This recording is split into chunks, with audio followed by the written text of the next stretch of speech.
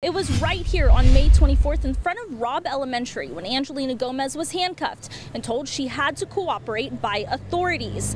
It was moments earlier when she had rushed to the school, had heard gunshots inside Robb Elementary, followed by children's screams. As soon as they take me off the cuff, I see his arm just give me a little gateway, because I'm real little, so a little gateway where I could just run. Without a doubt in her mind, Angeli Gomez knew she would have to save her children herself.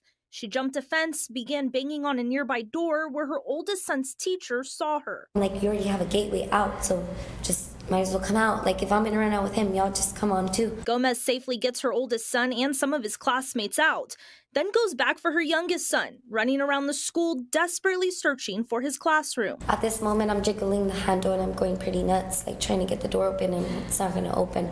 So I stand back and the cops are already on me and they're like, "Ma'am, calm down." She tells them to evacuate the school or she won't move. Immediately, they start evacuating that classroom and my son runs out to me. He's like, "Mom, Mom." Just remember when my son saw my other son, one hugged the other one and said, "I'm so glad you're okay." And the other one said, "I was so worried that you weren't." So it was a big thing because in that moment I was like, they're really happy to see each other. They got that they're each other, that they're alive. Since May 24th, Gomez claims she's been faced with scrutiny from law enforcement at her own home. The other night we were exercising and we had a cop parked at the corner flickering us with his headlights. Due to incidents like this, Gomez said she is separated from her boys. Just so my sons don't feel like they have to watch cops passing by, stopping, parking. She has been protesting along with other community members in Uvalde Town Square, asking for UCISD Police Chief Pete Arredondo to be fired. Her goal now is to file a lawsuit. The fact that he wasn't fired immediately based upon whatever it is, hours of video from testimony such as from Angeli, is an indication that there is some sort of a corruption or wrongdoing. DeCarlo says that as of right now, he's representing about 15 other parents in the community of Uvalde. When asked when lawsuits will be filed, he says he first wants to take the time to gather as much evidence and as much information as possible. About 20 family members showed up here to the city council meeting at the Uvalde Civic Center demanding answers from city officials. But even after a 2-hour executive session, Mayor Don McLaughlin says he can't reveal anything new to the public without being publicly prosecuted by DPS and DA Christina Busby. We don't know any more when we left this room than now. I've got 2 letters here I'll release again. They're both from the district attorney and the DPS. That if we did have something and we released it, then we would be subject to individual criminal charges. Still, families demanded answers from city officials. There has to be some help. We're asking you for your help. And I don't know if you're pretending to call or something, but we need something to happen now. Enough is enough. Show your face. We have questions. We want answers. We want y'all to look at this, not as a mayor. I'm not. I'm trying. As a city council member. Look at it as a dad, as a parent. Councilman and UCISD Police Chief Pete Arredondo was not at the council meeting today. That marks his 2nd consecutive missed meeting. If he misses a 3rd, the council can, and has indicated they will, vote him out of his seat.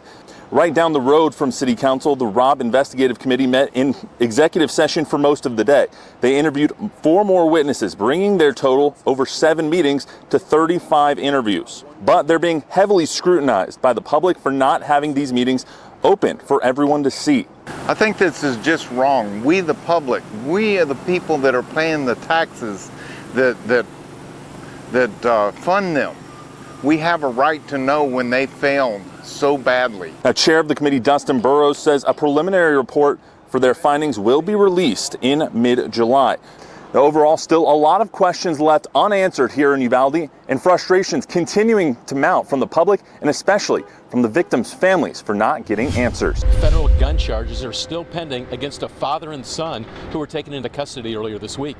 Undocumented immigrants Juan Francisco de Luna Bilbao and Juan Claudio de Luna Mendez had been scheduled to make court appearances this morning in front of Judge Elizabeth Chesney, but attorneys for both men waived the hearings. The 48-year-old father and 23-year-old son were arrested Monday after authorities connected their home address to the license plate on the tractor trailer used to transport more than 60 migrants from the border.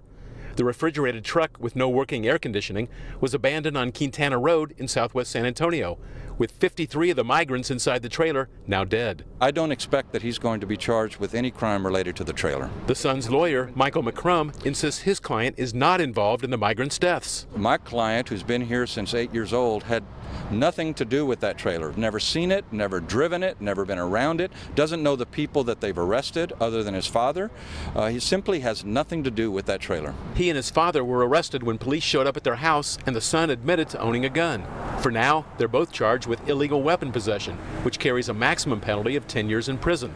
Today's bond hearing was waived because the son has immigration issues that he's trying to resolve. He's only going to be charged with the guns that they found in his bedroom, because when you're here without permission in this country, you're not allowed to possess guns. So that's the only crime that he's been charged with. On Thursday, Homero Zamorano Jr., who authorities say was driving the truck, made his first court appearance. He has a bond hearing next Wednesday. The charge, transporting migrants, resulting in death. A fourth man is also in custody, Christian Martinez. He's being charged with conspiracy to transport migrants, resulting in death. Both Zamorano and Martinez could face the death penalty or life in prison if convicted.